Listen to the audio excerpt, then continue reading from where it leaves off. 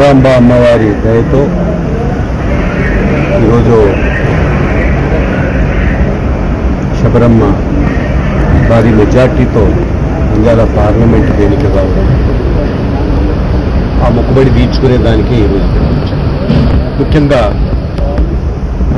ప్రజలను ఆనాడు 2019లో మాయమాటలు చెప్పి అధికారాన్ని చేజిక్కించుకొని ఆంధ్రప్రదేశ్ను చిన్నాభిన్నం చేసినటువంటి జగన్మోహన్ రెడ్డి ఆ ప్రజలే బుద్ధి చెప్పారు. ఎవరైతే అందలం ఎక్కించారో అన్నారు నమ్మి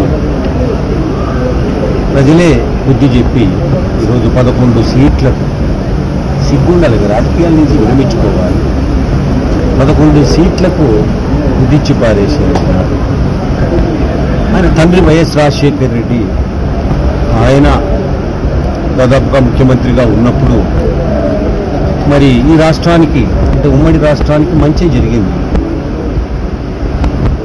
ఈయన యాక్చువల్గా చాలామందికి తెలియని విషయం ఏమంటే తన కొడుకు స్వయాన కొడుకు జగన్మోహన్ రెడ్డిని నమ్మలేదా వైఎస్ రాజశేఖర్ రెడ్డి.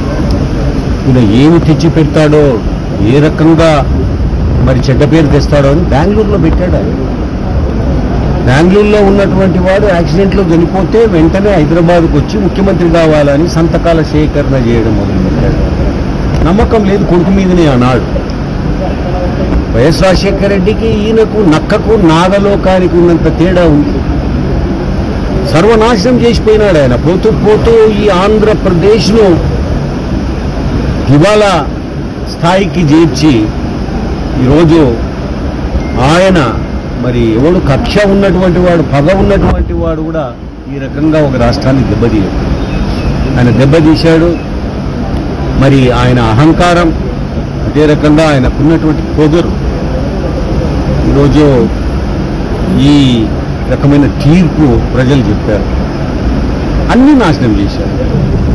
చూడండి, శ్రీశైలం అత్యంత పవిత్రమైనటువంటి స్థానం. ఈ శ్రీశైలంలో కూడాను అవినీతి, శ్రీశైలంలో కూడాను కుంభకోణాలు, చివరకు ప్రసాదములో చికెన్ ముక్కలు, సిగ్గులా ఇవే. ఈయనను వెంటాడింది ఇవే. తిరుమల తిరుపతి దేవస్థానాన్ని నాశనం చేసి పెట్టారు, పద్ధతులను మార్చేశారు. ఇక్కడ కూడా చాలా పద్ధతులు మారినాయి. ఏదో ఈ హిందువులకు, ధర్మాన్ని నమ్మే వాళ్లకు మరి ఇదో ఈ దేవస్థానాలే ఉన్నాయి. వీటి మీది కూడా యుద్ధానికి వచ్చారు. ఇవన్నీ చాలా మటుకు ఇక్కడ ఉన్నటువంటి కుంభకోణాలు, ఇక్కడ ఉన్నటువంటి కూడా రెక్టిఫై చేయాల్సినటువంటి అవసరం ఉంది. ముఖ్యమంత్రిగా చంద్రబాబు నాయుడు గారు ముఖ్యమంత్రిగా ప్రమాణ స్వీకారం చేసిన తర్వాత ఇవన్నీ కూడాను రిప్రజెంట్ చేసి మంచి జరిగేటటువంటివి చేయాలి. ఈ యొక్క దేవస్థానాన్ని కూడా కాపాడాల్సినటువంటి అవసరం ఉంది. ఇక్కడ దేవుని సొమ్ము మింగేవాడు బతకడు. దేవుని సొమ్ము మింగితే ఎవడు ఎటువంటి పరిస్థితులలో వారికి దిక్కే లేదు. ఏదో చూస్తున్నాం మనము. దాదాపుగా మరి ముఖ్యమంత్రిగా వైఎస్ రాజశేఖర రెడ్డి ఉన్నప్పుడే జగన్మోహన్ రెడ్డి గారు మనీ లాండరింగ్ కేసులు, అదే రకంగా డబ్బు ఏ రకంగా మరి సంపాదించాడో అందరికీ తెలుసు. కేసులను మీరు అర్థం చేసుకుంటే తెలుస్తుంది.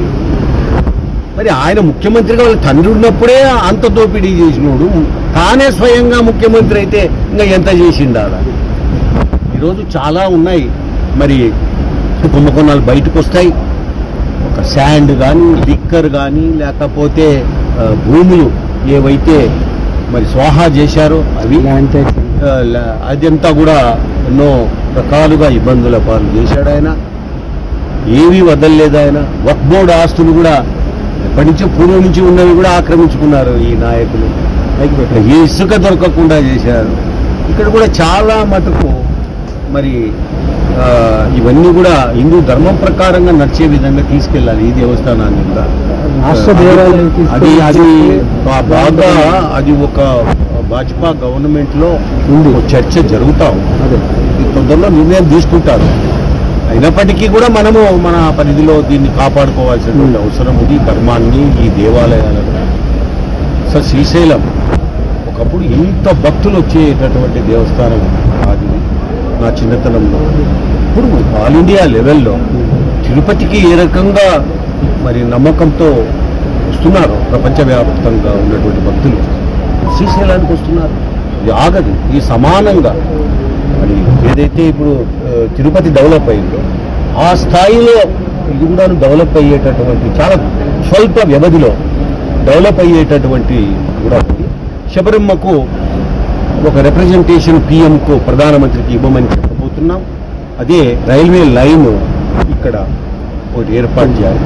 అదే రకంగా ఒక ఎయిర్పోర్ట్ కూడా ఒకటి ఏర్పాటు చేయాలి. ఇక్కడ రైల్వే లైన్ ఒకటి, అదే రకంగా ఎయిర్పోర్ట్ కూడా ఈ దేవస్థానానికి ఏర్పాటు చేయాలన్నట్టు చెప్పి ఒక డిమాండ్తో లెటరు తొందరలోనే రాస్తానని చెప్పింది నాతో. తప్పక ఇవి నెరవేరుతాయి. ఈరోజు ఒక ఎయిర్పోర్ట్ వచ్చిందంటే ఇంటర్నేషనల్ లెవెల్లో ఉన్నటువంటి భక్తులు వస్తారు. అదే రకంగా రైల్వే లైన్ ఏదైతే ఉందో దాన్ని కనెక్ట్ చేస్తే చాలా ఉపయోగం అది పేద భక్తులు రావడానికి కానీ. కాబట్టి ఇవన్నీ కూడా ఆగవు. శ్రీశైలం తిరుపతి దేవస్థానానికి సమానంగా అభివృద్ధి చెందేటటువంటి పరిస్థితులు తీసుకొస్తాం. ఎందుకంటే శ్రీశైలం కూడాను మరి శబరమ్మ నంద్యాల పార్లమెంటులో భాగంగా శ్రీశైలం కూడా ఉంది. దీన్ని మనం తప్పకుండా చేసుకోవాల్సినటువంటి అవసరం ఉంది అని చెప్పి తెలియజేస్తున్నా. మరి చెరపకురా చెడుదు అని చెప్పి ఓ సామెత అవుతుంది మనకు. చెడగొట్టాడు అంతా చెరిచాడు, చెడిపోయినాడు జగన్. మరిన్ని వీడియోస్ కోసం ఛానల్ ని సబ్స్క్రైబ్ చేయండి. లేటెస్ట్ అప్డేట్స్ కోసం వాట్సాప్ ఛానల్ ని ఫాలో చేయండి. అండ్ లింక్ డిస్క్రిప్షన్ లో ఉంది.